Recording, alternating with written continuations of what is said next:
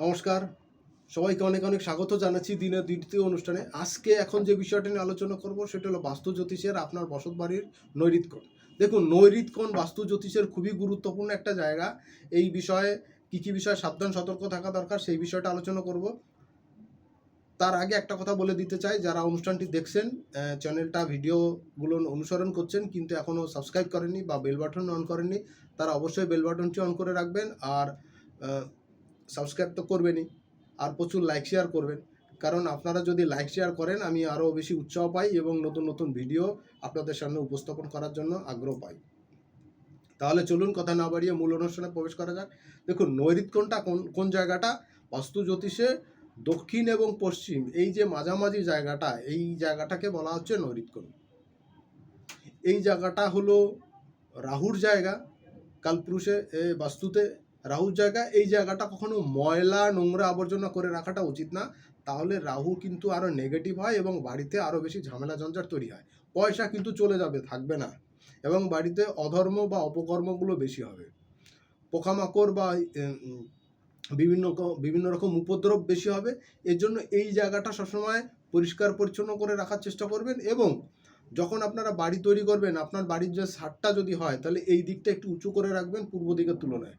যেহেতু এটা পশ্চিম দিকের অন্তর্ভুক্ত, দক্ষিণ পশ্চিম দিকের অন্তর্ভুক্ত, এই কারণে পশ্চিম দিকটা একটু উঁচু করে রাখার চেষ্টা করবেন।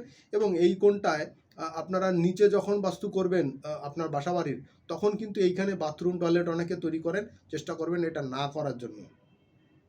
অনেকে ময়লা আবর্জনা রেখে দেন, পরিষ্কার পরিচ্ছন্ন করেন না। এই জিনিসগুলো এখানে রাখা ঠিক না, এটাতে বাড়িতে নেগেটিভিটি তৈরি হয় এবং রাহুর নেগেটিভিটি বৃদ্ধি পায়।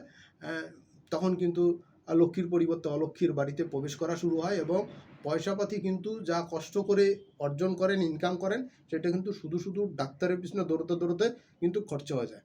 এর জন্য এই জায়গাটা ফাঁকা রাখার চেষ্টা করবেন এবং পরিষ্কার পরিচ্ছন্ন রাখার চেষ্টা করবেন। সেই সঙ্গে যেটা করবেন, বাড়িতে যে মাস্টার বেডরুমগুলো, সেইগুলো এই পশ্চিম দিকটায় বা এই দক্ষিণ পশ্চিম কোণগুলোতে করার চেষ্টা করবেন। তাহলে কী হবে, বাড়ির যে প্রধান সোর্স অফ ইনকামের যে পার্সন থাকেন তার প্রভাব প্রতিপত্তি বৃদ্ধি পায়, তার সোর্স অফ ইনকাম বৃদ্ধি পায় এবং তার শরীর স্বাস্থ্য ভালো থাকে।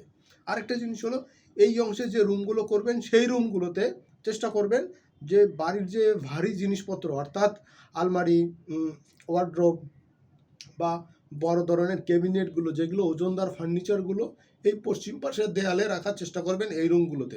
তাহলে দেখবেন বাড়িতে একটা মোটামুটি একটা চেক অ্যান্ড ব্যালেন্স হবে এবং মানি ফ্লোর জায়গাতে, শরীর স্বাস্থ্যর জায়গাতে, বিশেষ করে হেলথ পার্টে কিন্তু মারাত্মক পজিটিভ ফল দেয়।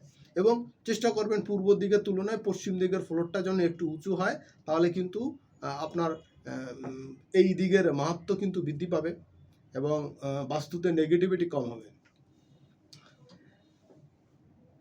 তাহলে দেখবেন যে বাড়ির বাচ্চাদের, বয়স্ক লোকদের বা ফ্যামিলি মেম্বার যারা আছেন, তাদের থাকার জায়গাতে, বাড়িতে তাদের মাথা গরম হওয়া, উত্তেজিত হওয়া, এগুলো কম হবে।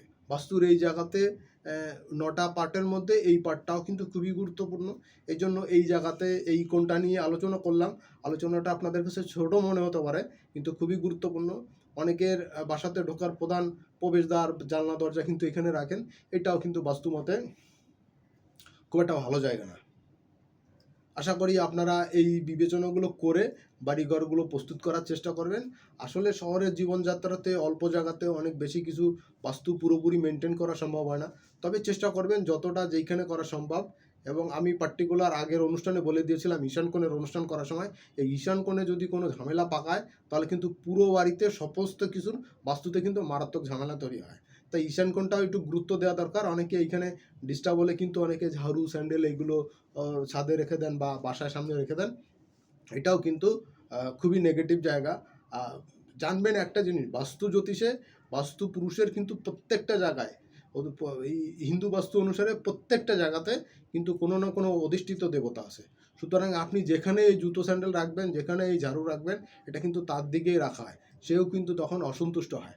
সুতরাং এইগুলো, এই যে টোটকা বা এই যে ঝাড়ু দেখানো, জুতো স্যান্ডেল দেখানো, এটাও কিন্তু দূর হয় না, বাস্তুর দোষ দূর হয় না, এটা কিন্তু অন্য নেগেটিভিটি তৈরি হয়। সুতরাং আপনারা প্রত্যেকে সাবধান সতর্কভাবে এবং সিনসিয়ারলি প্রয়োজনে আপনার কাছের জ্যোতিষের, বাস্তু জ্যোতিষের পরামর্শ নেবেন এবং সেই অনুসারে আপনারা ট্রিটমেন্টগুলো করাবেন। যদি সম্ভব না হয় তাহলে যোগাযোগ করার চেষ্টা করবেন। আমি চেষ্টা করব যে আপনাদের ভিডিও শেষে লিঙ্ক দেওয়া আছে সেইখানে ইনবক্স করবেন। আমি চেষ্টা করব, বা আপনারা কী বিষয়ে জানতে চান মেসেঞ্জারে মেসেজ দিবেন, আমি সেইখানে আপনাদের প্রশ্নের উত্তর দেওয়ার জন্য চেষ্টা করব। সবাই ভালো থাকবেন, সুস্থ থাকবেন, সামনের দিন আবার দেখা হবে। আজকের মতন এখানেই বিদায় নিচ্ছি। নমস্কার।